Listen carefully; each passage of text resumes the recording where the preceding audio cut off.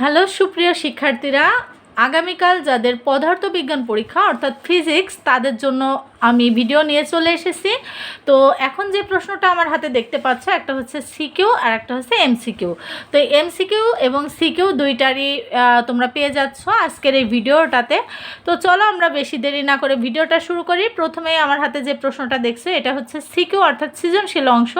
তোমাদের 2026 সালের অর্ধবার্ষিক নবম শ্রেণী পদার্থবিজ্ঞান সংক্ষিপ্ত প্রশ্ন। এটা ইতি সেটের পূর্ণমান অর্থাৎ 50 মার্কের তোমাদের পরীক্ষা হচ্ছে রিটেন সাইড, এবং এমসিকিউ হচ্ছে 25 মার্কের। আর 25 মার্ক তোমাদের কিন্তু প্র্যাকটিক্যালে অর্থাৎ শিক্ষকরা তোমাদের এই 25 মার্ক দিয়ে দেবে। তো এখন দেখো, প্রথমে আমাদের সময় থাকবে 2 ঘন্টা 35 মিনিট, আর এখানে আমাদের সংক্ষিপ্ত প্রশ্ন থাকবে 7টা, যে কোনো 5টা প্রশ্নের অ্যান্সার করতে হবে, ঠিক আছে? তো যে কোনো 5টি প্রশ্নের উত্তর দাও। এখানে দেখো, ভর বেগের সংরক্ষণ সূত্রটি বিবৃতি ও ব্যাখ্যা করো। সিঁড়ি দিয়ে নামার সময় ক্লান্তি কম অনুভব হয় ব্যাখ্যা করো। বেগ ও দ্রুতির মধ্যে 2টি পার্থক্য নিরূপণ করো। গাড়ির চাকায় খাস কাটা থাকে কেন ব্যাখ্যা করো। সঠিক পরিমাপের প্রয়োজনীয়তা ব্যাখ্যা করো। পড়ন্ত বস্তু সূত্রগুলি বিবৃতি করো। ভরবেগ একটি লব্ধ রাশি ব্যাখ্যা করো। এই হচ্ছে আমাদের 7টা প্রশ্ন, যে কোনো 5টার অ্যান্সার তোমাকে করতে হবে। এবার হচ্ছে আমাদের সৃজনশীল অংশটা। সৃজনশীল তোমাদের যে কোনো 4টা প্রশ্নের অ্যান্সার করতে হবে, আর তার জন্য তুমি পেয়ে যাবা 40 মার্ক, ঠিক আছে? তো এখানে দেখো, আমাদের সৃজনশীল প্রশ্নটা অলরেডি তোমরা দেখতে পাচ্ছ। এখানে দেওয়া আছে মাত্রা কাকে বলে, সমবেগে চলমান বস্তুর ত্বরণ শূন্য কেন, সুষম ত্বরণে অতিক্রান্ত দূরত্ব নির্ণয় করো। এইগুলা হচ্ছে আমাদের 1 নম্বর সেট সৃজনশীল। আর 2 নম্বর হচ্ছে স্থির জড়তা কাকে বলে, বৃত্তাকার পথে গতিশীল বস্তুর অতিক্রান্ত দ্রুত কখনো শূন্য হয় না কেন, স্মরণ শূন্য হতে পারে ব্যাখ্যা করো। এই যে আমাদের নম্বর। তবে আরেকটা কথা বলি, এখানে দেখো ফিজিক্সে এবার যারা নতুন পরীক্ষা দিচ্ছ তারা তো এটা আসলে জানার কথা না। তো তাদের জন্য আমি আরও একটা নিউজ দিই। সেটা হচ্ছে, তোমরা অনেকে উদ্দীপকের আশায় যাও যে ক খ হলেই হচ্ছে গ ঘ তো উদ্দীপক থেকে পাবো। ফিজিক্সে এরকম কোনো সুযোগ নেই। সে যেই স্কুল থেকেই তুমি পরীক্ষা দাও এবং যেই বিভাগে বা যেই জেলা থেকেই তুমি পরীক্ষা দাও না কেন, ফিজিক্সে সবসময় দেখবা উদ্দীপক হিসাবে এই টাইপের একটা ছক দেওয়া আছে, জাস্ট এরকম একটা উদ্দীপক দেওয়া আছে। উদ্দীপক থেকে সবসময় তোমার গ ঘতে অঙ্ক করতে হবে, এটা তোমার ফিক্সড। গ ঘ সবসময়ের জন্য অঙ্কই থাকবে। আর ক খ তোমার হচ্ছে ব্যাখ্যামূলক বা মুখস্থ অনুধাবন আসবে, ঠিক আছে? তো এজন্য অবশ্যই একটু চেষ্টা করবে সুন্দর করে অঙ্কগুলো কমপ্লিট করে যাও। তবে বেশিরভাগ গতি অধ্যায়, বল বেগ, এই অধ্যায়গুলো থেকে বেশি অঙ্ক করে যাওয়ার চেষ্টা করবে, তাহলে কিন্তু খুব ভালো একটা রেজাল্ট করতে পারবে।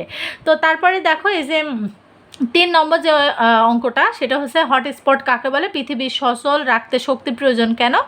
গ ঘ এইখান থেকে আমাদের লিখতে হবে, ঠিক আছে? এবার দেখো, এই যে 4 নম্বর আমাদের সৃজনশীল এক জুল কাকে বলে, কিভাবে ভরকে শক্তিতে রূপান্তর করা যায় এটা। আর কর্মদক্ষতার একটা সূত্র আছে, সেটা তো তোমরা বই থেকে পেয়ে যাবা। এই অঙ্কগুলো অবশ্যই সলভ করবা। এই যে 4, 5, 6, 7 এইটা হচ্ছে আমাদের কিন্তু ফিজিক্সের প্রশ্ন। পিচ কাকে বলে, অভিকর্ষ ত্বরণ জি সমান 9.8 মিটার পার সেকেন্ড বলতে কি বোঝায়। এইগুলা 100% সব স্কুলের জন্যই ইম্পর্টেন্ট। এখন আমি বলবো যে এই আমার হাতে যে প্রশ্নটা দেখতে পাচ্ছ, এই প্রশ্নটা কোন স্কুলের জন্য এবং কেনই বা এই প্রশ্নটা তোমাদেরকে দেখাচ্ছি, ঠিক আছে?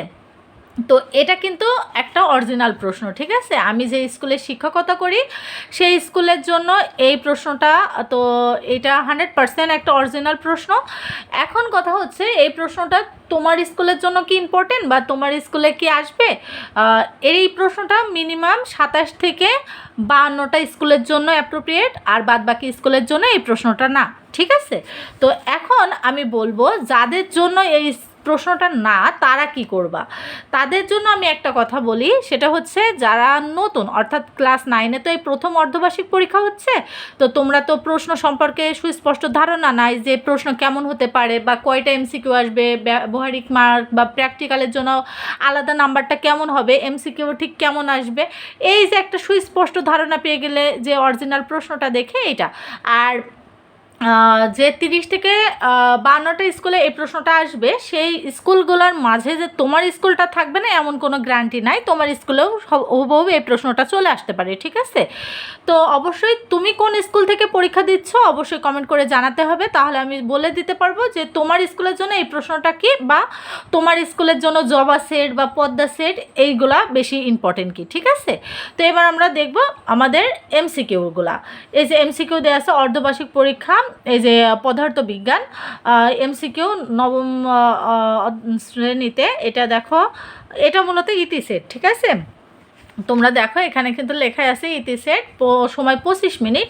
তো এই যে আমি তোমাদের জন্য সঠিক অ্যান্সারগুলো দাগিয়ে রেখেছি, জাস্ট এইখান থেকে তোমরা একটু চোখ বুলাইয়ে যেও।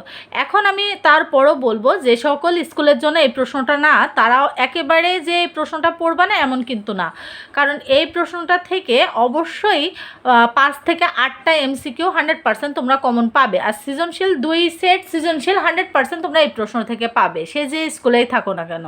কারণ যে প্রশ্নগুলো বা যে এমসিকিউগুলো ইম্পর্টেন্ট, বই তো একটাই, তাই না? বই তো সকল বোর্ডের জন্য একই বই, একই অধ্যায়, একই সব কিছু, তাইলে ইম্পর্টেন্ট জিনিস কেন বাদ যাবে বলো? প্রত্যেকটা ইয়েতে কিন্তু এক। তো এই জন্য অবশ্যই চেষ্টা করবে এই প্রশ্নটাও একটু সুন্দর করে সলভ করে যাওয়ার জন্য। আর তোমার স্কুলে আগামীকাল কোন সাবজেক্টের পরীক্ষা অবশ্যই কিন্তু কমেন্ট করে জানিও।